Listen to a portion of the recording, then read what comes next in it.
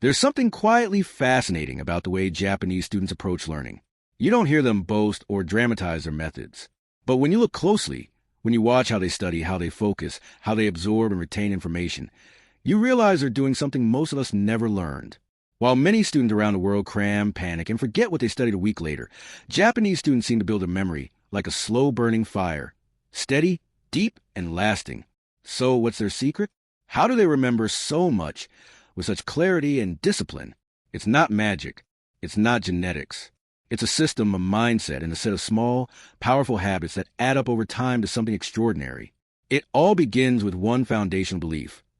Repetition is not the enemy of intelligence. It is the mother of mastery. In the West, we often associate repetition with boredom, but in Japan, repetition is honored. It is respected. Japanese students are taught from a young age that returning to the same material again and again, at just the right intervals, is the key to deep memory. On the first day of studying a new subject, they don't rush to cover everything. Instead, they go slowly. They write notes by hand, sometimes copying the same sentence multiple times.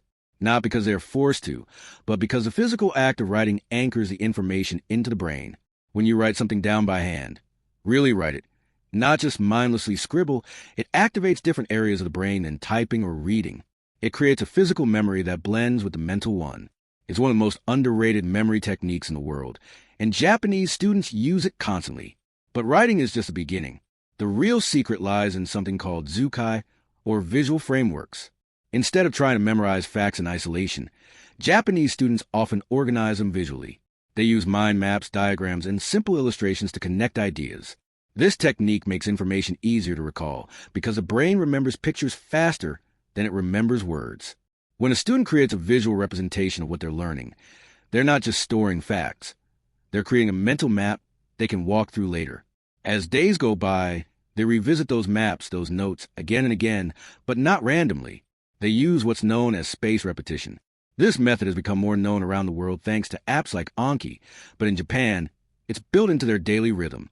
A student reviews the same information a day after first learning it, then 3 days later, then a week later, then a month. Each time, the memory deepens. The spacing creates a moment of slight forgetting, which forces the brain to work just hard enough to bring the information back. And that small effort strengthens a memory like a muscle being trained. In school, teachers often assign review homework not just for the current lesson, but for material from previous weeks or even months. That's not because students are slow, but because everyone understands that memory isn't built in a day. It's built through time and trust in the process. But there's something even more interesting. Japanese students are taught to focus on the why, not just the what. Instead of memorizing fact in isolation, they are encouraged to understand the context. When they study history, they don't just remember dates. They learn the reasons behind the wars, the cultural shifts, the movements of people and ideas. This depth creates what scientists call semantic encoding, where you don't just memorize information, you attach meaning to it. And meaning is sticky. It stays in the mind because it matters.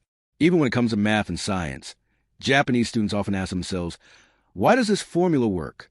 What is it trying to tell me? By digging deeper, they're not just preparing for a test. They're planting knowledge that will stay with them for life. Another essential part of the Japanese method is the use of silence and stillness. This might sound strange, but it's one of the most powerful tools they have. Instead of studying with music blasting or checking notifications every 5 minutes, many Japanese students create a space of quiet focus. In that silence, the mind settles, distractions fade, the brain becomes more receptive.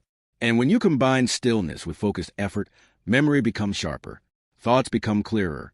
You enter a state of flow, where learning feels less like work and more like a natural unfolding.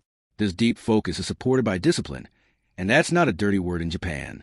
Discipline is seen as a form of respect. Respect for your time, your mind, your goals. Japanese students don't wait to feel motivated. They trust their routine. They sit down at the same time each day, in the same spot, and study without drama. Over time, this consistency creates a kind of mental stability that turns study from a struggle into a ritual. And when mistakes happen, they don't hide from them. They embrace something called hansei, a reflective practice where students review what went wrong, why it happened, and how to do better next time. Instead of beating themselves up, they examine their process. This helps them not just remember more, but learn more effectively from each step. By the end of a school year, a Japanese student hasn't just memorized facts. They build a memory system, a mindset of reflection, repetition, understanding, and visual clarity. And that's why, even years later, they can still recall lessons others have long forgotten.